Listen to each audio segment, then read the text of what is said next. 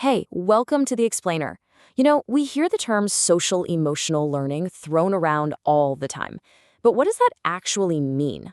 How do we take it from this big, abstract idea and turn it into a real toolkit you can use in your classroom? Well, that's exactly what we're going to break down today. 10 specific skills to bring emotional literacy to life. So let's start with this quote because it's pretty powerful, right? It's basically saying that understanding our emotions isn't some extracurricular activity. It's not a soft skill we tack on at the end of the day. Nope. It's the curriculum itself. It's the very heart of education. Okay, but let's be real. What does that actually look like on a Tuesday morning? It's a fantastic vision for sure. But when you've got a packed lesson plan and, 30 students staring back at you, how do you make this big idea a reality? That's the question, and that's exactly what we're going to dig into today. All right, so first things first, let's talk about why this is so critical, especially right now. Our students are dealing with more stress and emotional challenges than ever before.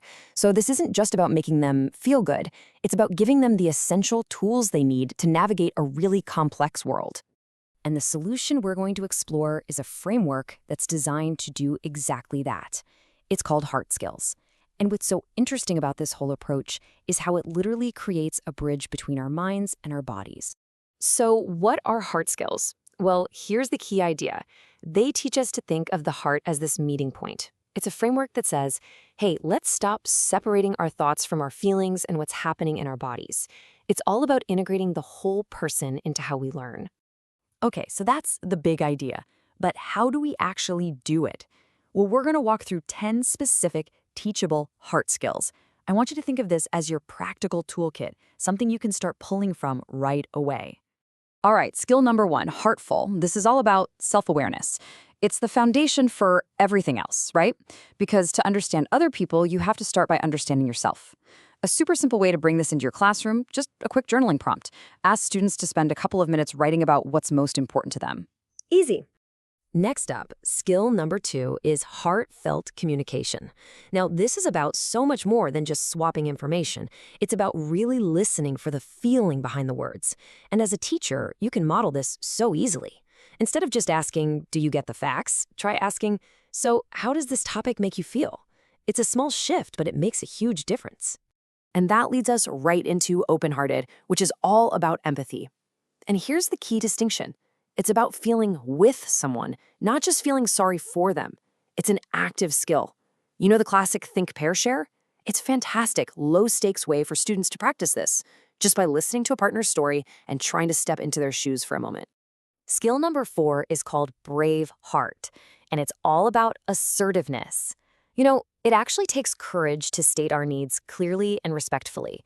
In fact, the word courage comes from cor, the Latin word for heart. How cool is that? A great way to help students is by giving them sentence starters like I feel or I need. It's like a little scaffold that helps them practice, especially when group work gets tricky. Okay, but what about when conflicts do happen? That's where mending hearts comes in. This skill reframes conflict. It's not a fight to be won, it's an opportunity for understanding and for healing. And role-playing is such a powerful tool here. It gives students a safe space to practice working through disagreements before they're in the heat of the moment. Moving on to skill 6, heart's ease or compassion. This word literally means to suffer with. It's that kind human response we have when we see someone else hurting. And you can get really creative with this one. Try connecting it to literature. Have your students write a compassion letter to a character in a book who's going through a tough time. It's a beautiful way to build those compassion muscles. Number 7 is heart-to-heart, also known as collaboration. And this is all about making group work actually work. You know what I mean. The crucial piece here is structure. So instead of just saying, okay, work together, try assigning really specific roles. Like you're the timekeeper, you're the note taker, you're the presenter. That way, every single student has a clear purpose and a real investment in the outcome. You know that saying, you can't pour from an empty cup? Well, that brings us to skill 8, take heart, which is all about self-care. This is about teaching students, and honestly ourselves, how to recharge. And it doesn't have to be some big, complicated thing. Just starting class with 1 mindful minute of focused breathing can totally reset the energy in the room. Next up is skill number 9, follow your heart, which is all about creativity. This is where we connect learning with joy and genuine innovation. So when we give students a choice in how they show us what they know, maybe letting them make a comic strip instead of writing another essay, we empower them. We let them connect with the material in a way that feels totally authentic to them. And finally, we have number 10, winning hearts, or leadership. Now, this isn't about being the boss or being in charge. It's about inspiring others. And we can totally cultivate this in the classroom by creating real leadership opportunities. Things like having older students mentor younger ones, or even just putting a student in charge of leading a quick 5-minute review activity. Okay, wow. That was a lot, I know. 10 different skills. And you might be sitting there thinking, this is all great, but how on earth am I supposed to fit all of this in? Don't worry. The good news is, you absolutely do not have to do it all at once. The key is just to start small. Seriously, just follow these 3 simple steps.